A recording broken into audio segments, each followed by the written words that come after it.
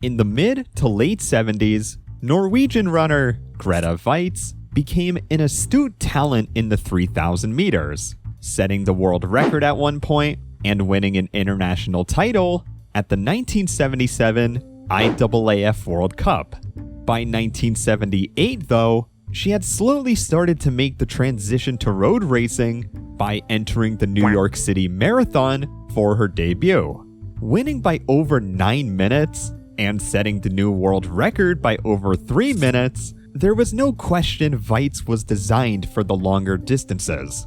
Then there was American runner Joan Benoit, a road racing specialist that started as early as 21 years old, and by her next year was right at the top with Weitz, albeit with fairly noticeable time differences still. Regardless, these two at the time were the true marathon powerhouses, but by 1980, far more had joined the upper ranks, and now it only seemed like Weitz was the true marathon titan to look out for by the time the 1984 Olympics came around. The only problem was that there was no such thing as a women's marathon at the Olympics. By this point, the longest event at the Olympics for women was the 1500, while the men have the 3,000 meter steeplechase, 5,000 and 10,000 meters, and of course, the marathon. At IAAF World Cups though, the women could race the 3,000, but this was the longest event they had at their disposal. Even though the women's marathon was getting noticeably more competitive over the last few years, the only way some of the top runners would butt heads would be at events like the Boston, Eugene, London, or New York Marathon, just to name a few. There was just no such thing as a coherent international title women could claim in this event. By 1981, though, the IOC approved the decision to host the women's marathon as an official event for the 1984 Los Angeles Olympics, and the first ever World Athletics Championships scheduled for 1983 would host the event too. This was a massive win not just for women's sports, but served as a massive motivator towards the entire women's marathoning scene. By 1982, Benoit and Weitz had occupied the two top spots in the marathon once again. By 1983, Weitz had taken back her record at the London Marathon, only for Benoit to steal it 24 hours later at the Boston Marathon, gapping herself from the rest of the field yet again by another 2 minutes and 45 seconds.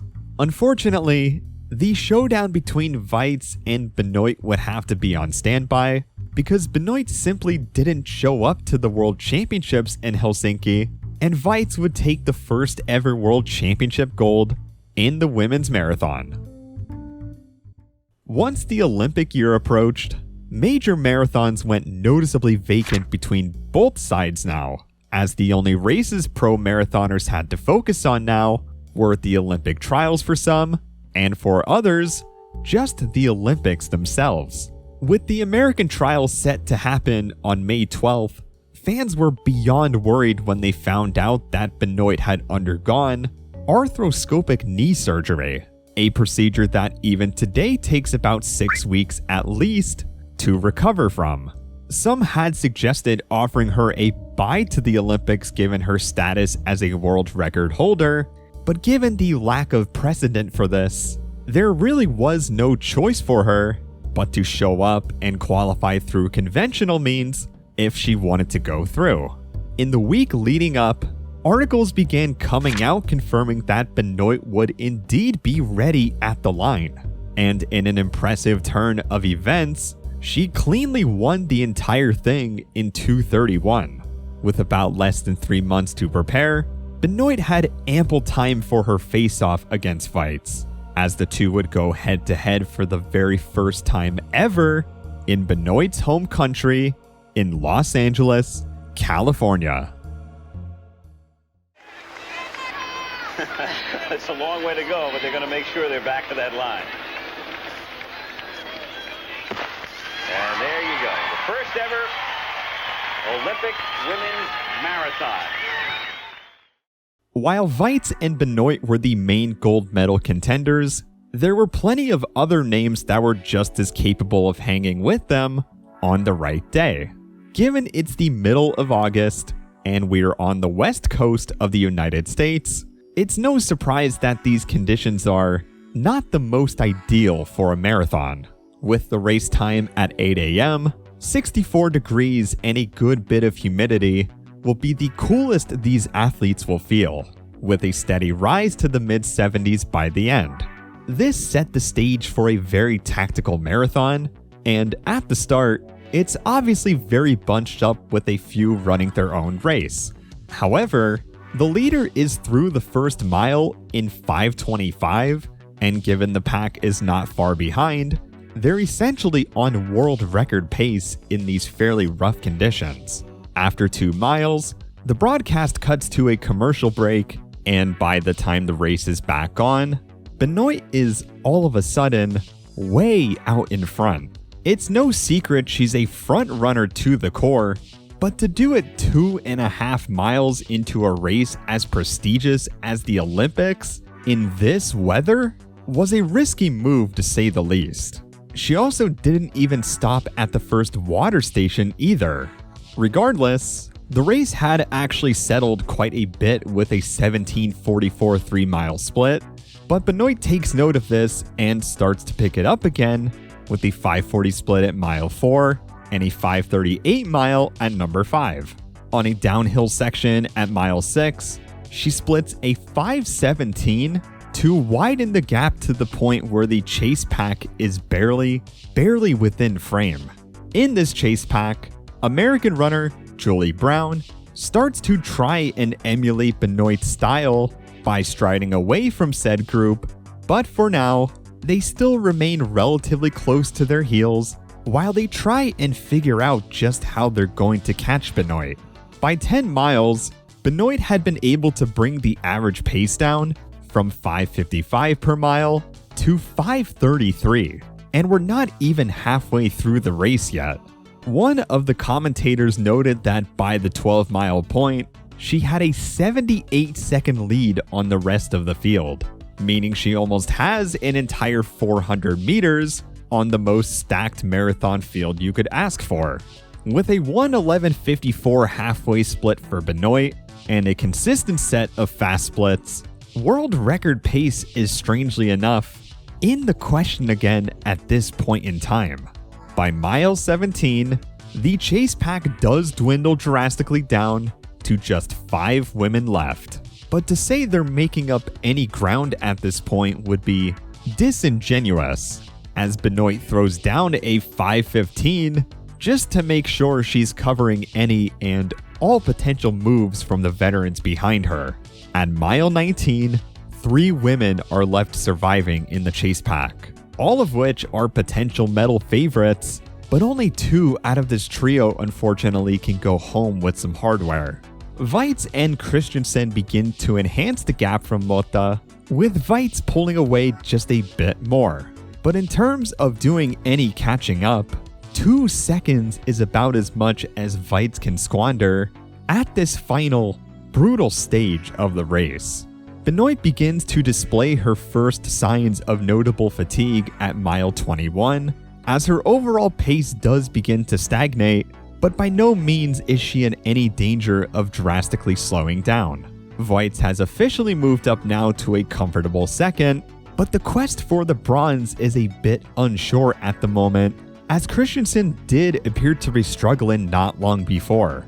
This becomes especially evident at around mile 23, where Portugal's Rosa Mota claims the bronze medal position, leaving Christensen to either respond or to simply concede the position for an unfortunate 4th place finish. In the meantime, Weitz is still trailing behind by about 90 seconds, meaning Benoit still has a healthy 450 meter gap or so. Weitz does make up some ground by knocking off a few more seconds at mile 24, but again, it's effectively too late at this point in time. Once the cones start to come into frame and are well within Benoit's vision, she knows that the tunnel is just right around the corner. The moment she enters that Coliseum, The crowd is beyond deafening at this point, packed to the brim with every American track and field fan they could possibly fit, and as she cruises through her last couple laps on the track that she started on just a couple hours ago, Joan Benoit finishes with not just a fast time and not just a gold medal, but also one of the most important marks on a sport you can possibly make, a statement.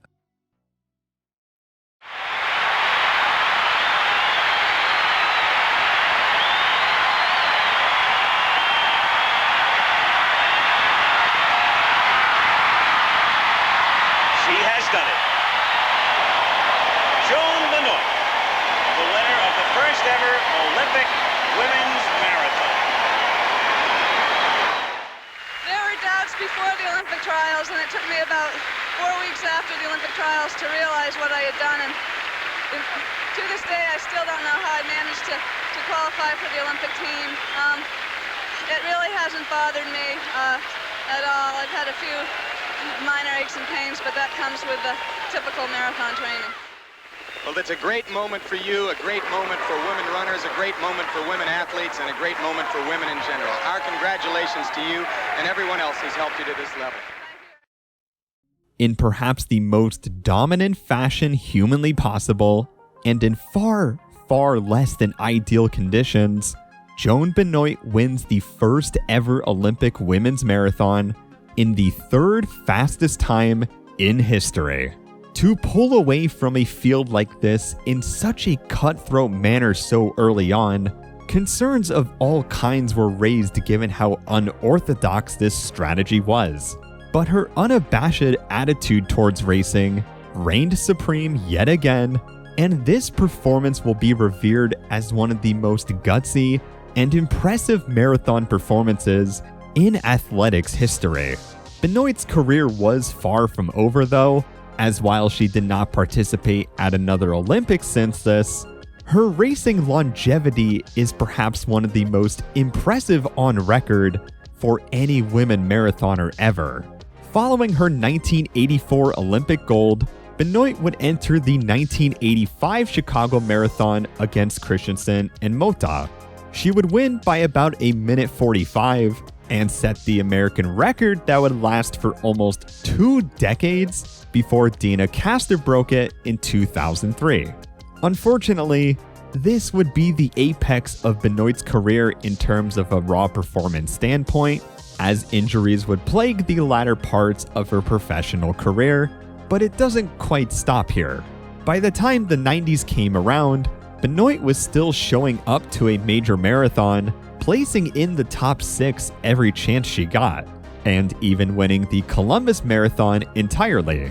In the 2000s, she stayed within the mix with a brief break in the mid-2000s, but in 2008, she would actually participate at the Olympic trials at the age of 50, running 2:49.08.